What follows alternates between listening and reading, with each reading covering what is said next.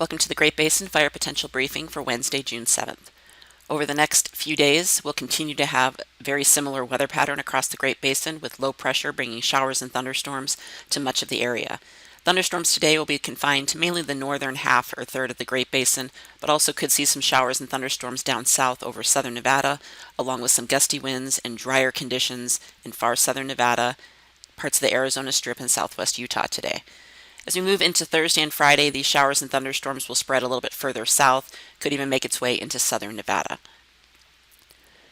Over the last 24 hours, again, we continued to see showers and thunderstorms over the northern and eastern half of the region, with definitely plenty of localized rainfall in many locations associated with these heavier thunderstorms. We also had gusty outflow winds associated with these thunderstorms as well. Great Basin fire activity remains light, with only some prescribed fires and 1 or 2 new fires across the Great Basin. And over the last 7 to 14 days, again, we continue with this well above normal precipitation over the northern half of the geographic area. Still some drier spots are southern Nevada, parts of the Arizona Strip, and parts of Utah. Currently, our ERCs are on the rise in the southern areas, but are still trending near normal for the time of year. And further north and west, pretty much over much of the Great Basin, we are seeing ERCs below normal, again, due to this continued wetter pattern we have in place. The satellite loop from this morning shows the area of low pressure now over Southern California. This will continue tracking eastward and again continuing to push that moisture across the Great Basin for showers and thunderstorms. So for later today, again, much the same, although the only difference is we could see some additional thunderstorms over parts of southern Nevada. Otherwise, significant fire potential remains low or low to moderate in far southern areas, again, where we'll see some of those gusty winds and lower relative humidities today. So the lowest relative humidities today will be located over Arizona into southern Utah, which we will see RHs below 10%. Otherwise, relative humidity remains elevated with the moisture in place.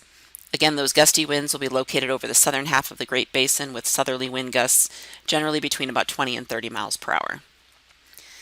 As we move into Thursday, this area of low pressure weakens a little bit and tracks further east, so again, keeping moisture in place across the Great Basin with generally low fire potential.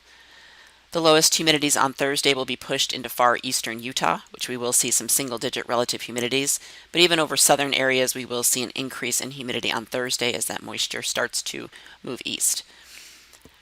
Gusty winds will still be in place over parts of southern areas of the Great Basin, but not quite as widespread as what we'll see today, and probably a little bit weaker, and we also could see some of those gusty winds along the Sierra front as well.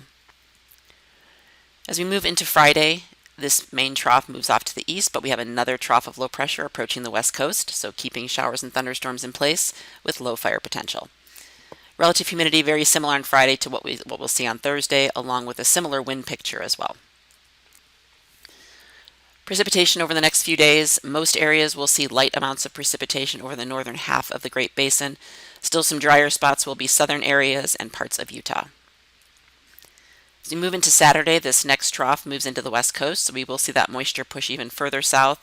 This is definitely a better chance this weekend for some showers and thunderstorms after today for southern Nevada.